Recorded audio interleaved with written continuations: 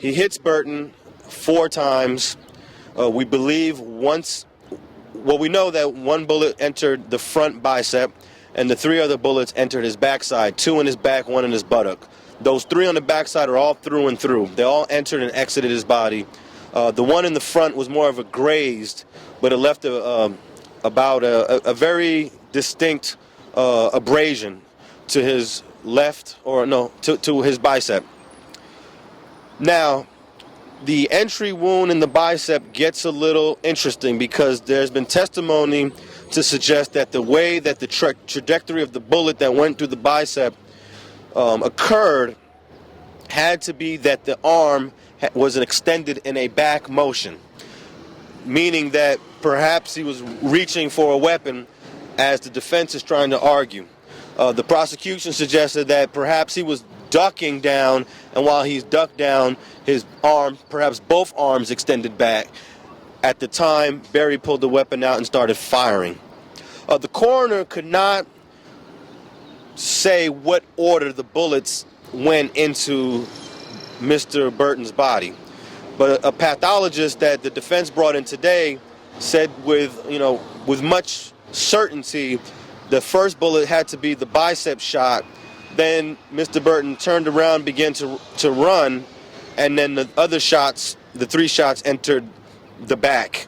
But the pathologist also testified that the order of those 3 shots are not known. There's just no way to know.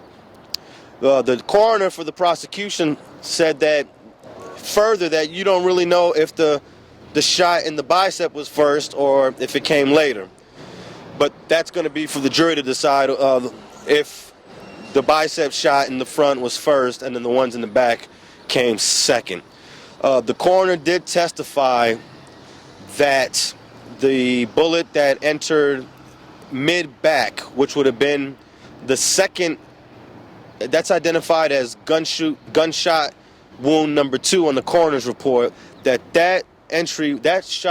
bullet was a rapidly fatal shot that caused massive internal injury and in turn and it had punctured multiple organs within Mr. Burton's cavity, and that most likely is the one that caused his death. He also testified that the other bullet that entered the back was fatal but could have been treated with medical attention. The shot to the bicep and the shot in the buttock that entered out through the thigh were not fatal. What I thought was very interesting that the coroner said that the rapidly fatal shot that entered through his back was so fatal that if he would have got shot on a surgery table, doctors would not have been able to revive him. That's how serious that bullet was. So at some point, Roderick Burton falls to the ground and expires. The time of death is not known. According to the coroner, he could have expired right there, but he was pronounced dead at about 3:38 at the hospital. The shooting took place sometime around 3:10, 3:11 at the valet area.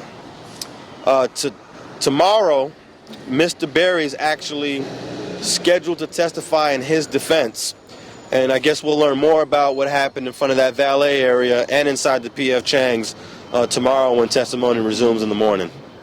Thank you for checking out StreetGangs.com.